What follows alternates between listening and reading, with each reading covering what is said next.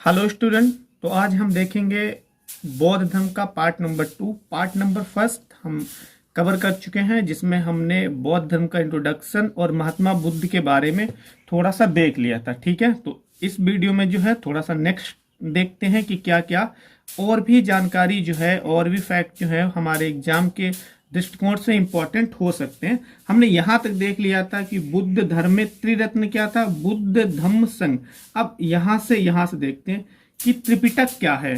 तो त्रिपिटक पहली बात तो जो है पाली भाषा में लिखा गया है, क्योंकि मैं पहले ही बता चुका हूँ जो महात्मा बुद्ध है या फिर जो बौद्ध धर्म है उसमें पाली भाषा का ही यूज किया गया है।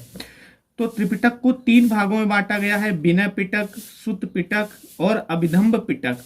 विनय पिटक क्या है, इसका मतलब या अर्थ भी पूछा जा सकता है। इसका मतलब है मठों में रहने वाले भिक्षुओं के नियम, यानी जो बौद्ध धर्म था तो उसके प्रचार और प्रसार करने के लिए जो बौद्ध भिक्षु होते थे वो दूर दूर गांव में जाया करते थे और लोगों को बौद्ध धर्म के बारे में बताते थे और उन्हें बौद्ध धर्म से जोड़ा करते थे। तो उनके कुछ नियम बना दिए गए थे जो कि विनय पिटक में दिए हुए हैं। ठीक है, पूछा जा सकता है विनय पिटक किससे संबंधित है, तो इसका आंसर क्या होगा, बौद्ध मठों में रहने वाले भिक्षुओं के नियम थे। फिर सुत्त पिटक, ये क्या है, तो इसमें महात्मा बुद्ध के कुछ उपदेश दिए हैं। ठीक है, किससे संबंधित है ये, बुद्ध की शिक्षा या फिर उपदेश से संबंधित है सुत्त पिटक। नेक्स्ट है अभिधम्म पिटक, तो ये किससे संबंधित है, इसमें जो बौद्ध धर्म के दर्शन है तो उनका वर्णन या फिर उनका डिस्कशन किया गया है। अब थोड़े से और कीवर्ड देख लेते हैं। फिर बौद्ध धर्म में नेक्स्ट हमारा कीवर्ड है थेरी। थेरी का मतलब क्या है, इसका अर्थ ही पूछेगा जब भी पूछेगा। तो इसका जो है मीन है ऐसी महिलाएं जिन्होंने निर्वाण प्राप्त किया है। ठीक है, थेरी का मतलब क्या होगा, ऐसी महिलाएं जिन्होंने निर्वाण प्राप्त किया है। निर्वाण का मतलब यहाँ पे आप मोक्ष भी कह सकते हो या फिर डेथ। अगर हम ओवरऑल देखें तो निर्वाण का मतलब है डेथ। फिर है लाइट ऑफ एशिया, तो ये क्या है, ये एक्चुअली में एक बुक है जो कि एडविन अर्नोल्ड ने लिखी हुई है, लाइट ऑफ एशिया। ये पहले चलती थी इंटर में, शायद अब नहीं चलती है।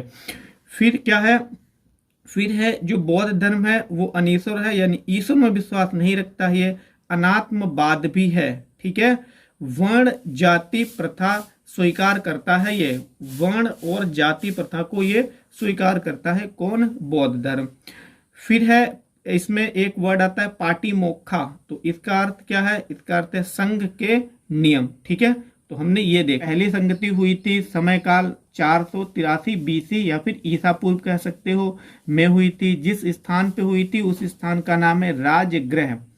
और राजगृह ये तो स्थान यानी शहर का नाम है, जिस जगह पे हुई थी तो उसका क्या नाम है, सप्त प्राणी गुफा या सप्त पाणी गुफा। ठीक है, ये तो बिल्कुल उस पॉइंट का नाम है जहां पे ये हुई थी और ये उस स्थान या शहर का नाम है।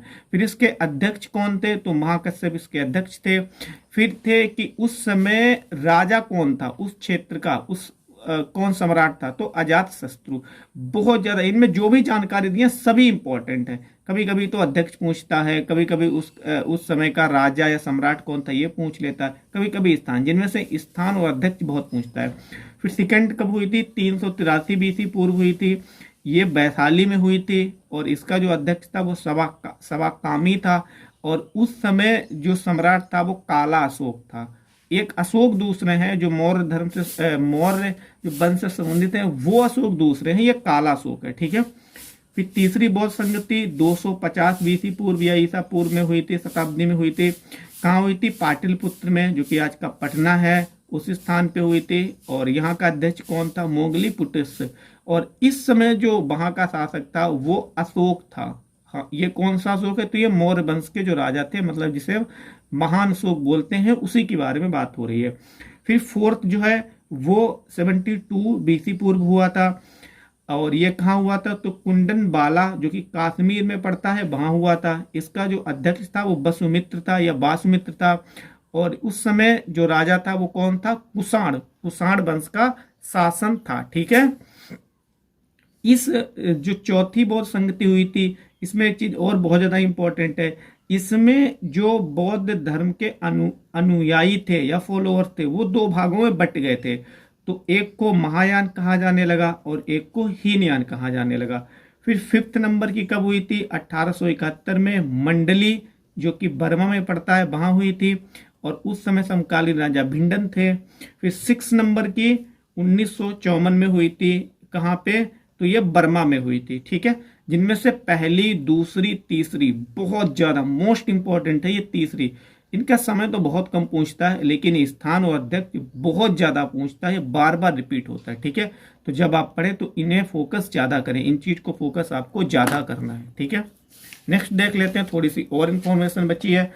अब आगे देख लेते हैं कि बौद्ध धर्म से संबंधित बुक्स या फिर ग्रंथ कौन कौन से इंपॉर्टेंट हैं, जो कि हमारे एग्जाम में बार बार पूछे जाते हैं। हाँ, तो अब देख लेते हैं बौद्ध धर्म से संबंधित कौन कौन से इंपॉर्टेंट ग्रंथ हैं। तो प्रज्ञा पारमिता आपको सभी नहीं ध्यान रखने हैं, जिसको मैं बताऊंगा उसी को ध्यान रखना है, ठीक है।